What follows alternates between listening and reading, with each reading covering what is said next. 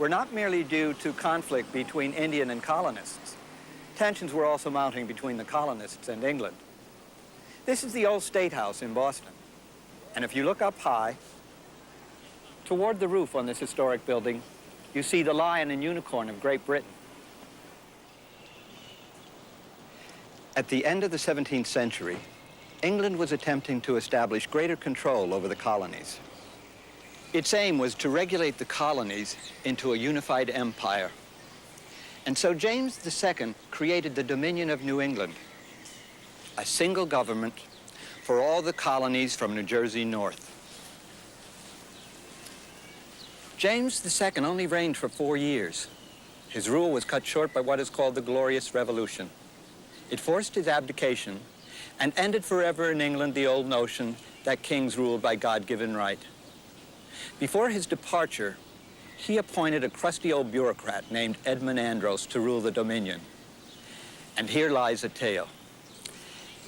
Andros had hardly stepped from the boat when he began taking away freedoms the Bostonians cherished. First, he imposed taxes without legislative consent. He ended trial by jury. He abolished the General Court of Massachusetts, which had met annually since 1630. He cracked down on Boston's beloved town meeting and threatened to take away private lands. What infuriated the Puritans even more was how Andros flaunted the Church of England right at the very center of the Puritan Church. He even held Anglican services on Christmas Day. The Puritans were outraged. The people took to the streets. They forced the surrender of the British fort in Boston Harbor and set out after Andros. For a while, he escaped by hiding in women's clothing. But he was soon captured, bound in chains, and put on a ship for England. The angry Bostonians had directly and violently challenged the authority of British rule. And this was nearly a century before the Boston Tea Party.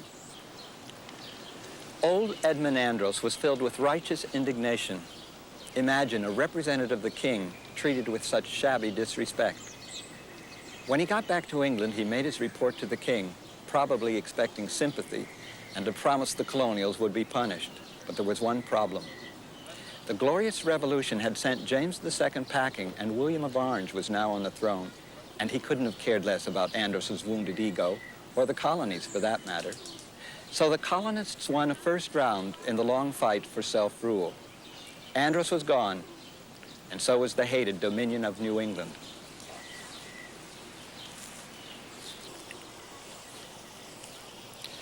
When we examine the turbulent events of these times from a distance, those years surrounding the brief reign of James II, it seems England could not possibly have dreamed up more inflammatory policies toward the colonies. They had set out to reorganize their colonial possessions, to create greater stability. But more rigid control did not work, just the opposite. The Glorious Revolution encouraged more dissent, and rebellions erupted elsewhere in the colonies. In New York, a German-born militia captain named Jacob Leisler and his followers overthrew the English governor. For 13 months, until King William could appoint a new governor, Leisler ruled New York. As a former common foot soldier and Dutchman to boot, Leisler was hated by New York's English elite. They believed common people had no right to rebel against authority nor hold political power. Such attitudes fanned the smoldering fires of resentment between the colony's social classes. When the new governor arrived, Leisler was tried and found guilty of treason. He was so popular among the common people that no carpenter could be found who would build a ladder to be used on his scaffold. But he was hanged anyway.